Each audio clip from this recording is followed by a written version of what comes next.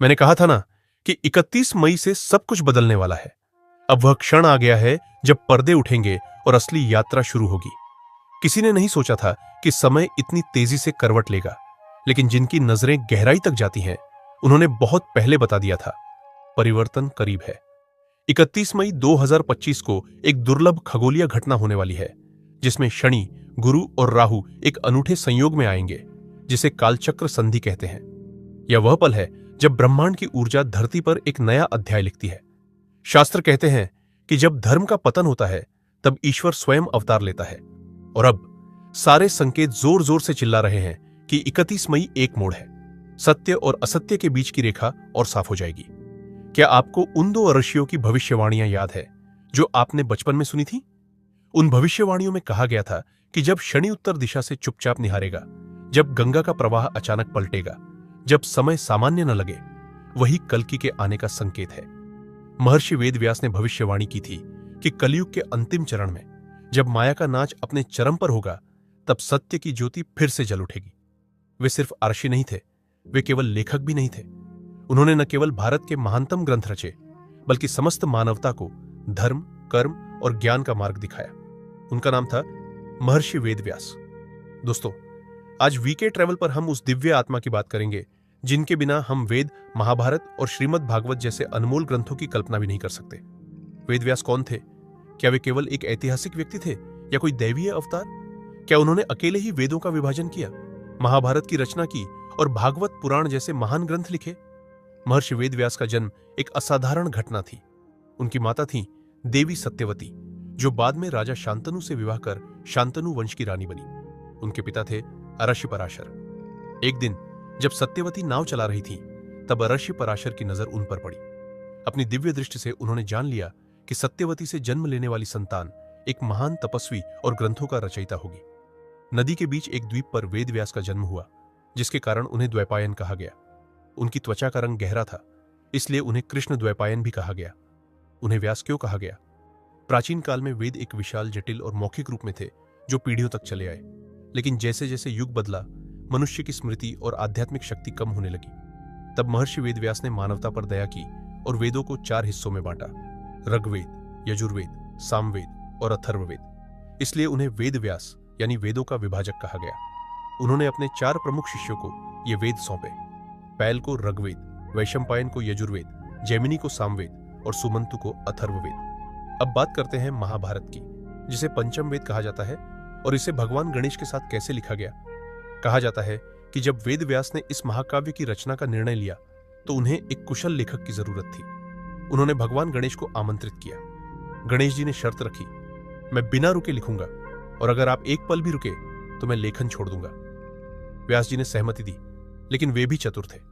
उन्होंने जटिल श्लोक रचे, जिन्हें समझने में गणेश जी को समय लगे और व्यास जी को अगला श्लोक सोचने का मौका मिले। महाभारत कोई साधारण ग्रंथ नहीं है, इसमें 1 लाख से अधिक श्लोक है।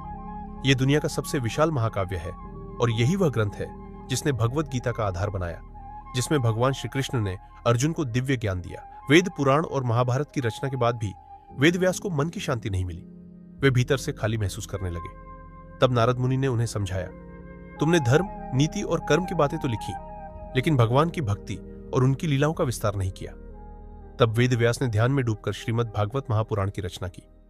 इस ग्रंथ में भगवान श्री कृष्ण की बाल लीलाएं, रासलीला, उद्धव संवाद और भक्ति के उच्चतम रूपों का वर्णन है। इसीलिए श्रीमद् भागवत को भक्ति का सार कहा जाता है। कुछ मान्यताओं के अनुसार वेदव्यास चिरंजीवी है, यानी आज भी जीवित है।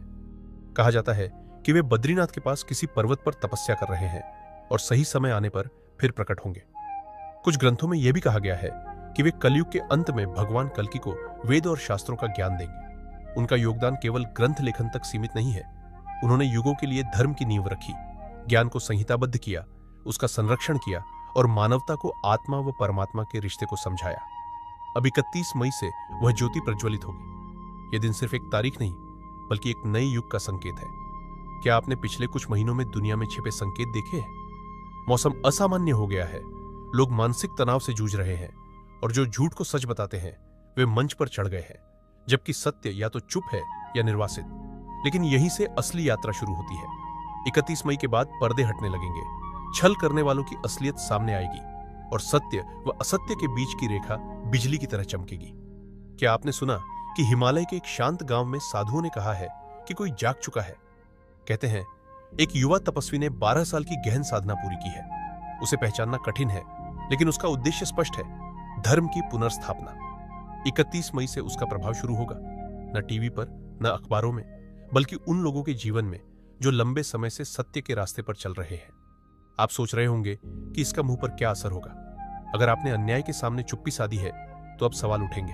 अगर आप सत्य के साथ थे तो आपका मार्ग खुल जाएगा। लेकिन अगर आपने माया को ही ईश्वर मान लिया है तो 31 मई के बाद जीवन मुश्किल हो सकता है। यह समय है अपने भीतर झांकने का, अपने कर्मों का हिसाब करने का, क्योंकि असली यात्रा बाहर नहीं, भीतर से शुरू होगी। किसी बड़े नेता का अचानक पतन, किसी साधारण व्यक्ति का उदय, अग्नि, जल और वायु में प्राकृतिक असंतुलन, इन सब के बीच एक बात स्पष्ट होगी, जिसे आपने अनदेखा किया वही अब निर्णायक बनेगा। यह समय सजग रहने का है, क्योंकि अब केवल धर्म, विवेक और सत्य ही रक्षा करेंगे। क्या कल के अवतरित हो चुके हैं?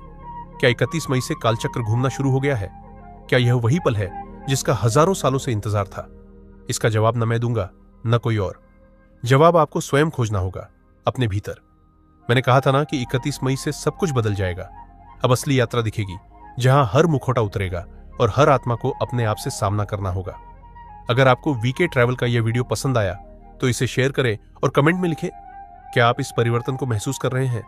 क्या आपके जीवन में भी कुछ असामान्य हो रहा है? आपके अनुभव इस चर्चा को और गहराई देंगे। धर्म लौटेगा, समय बोलेगा, और क्या आप तैयार हैं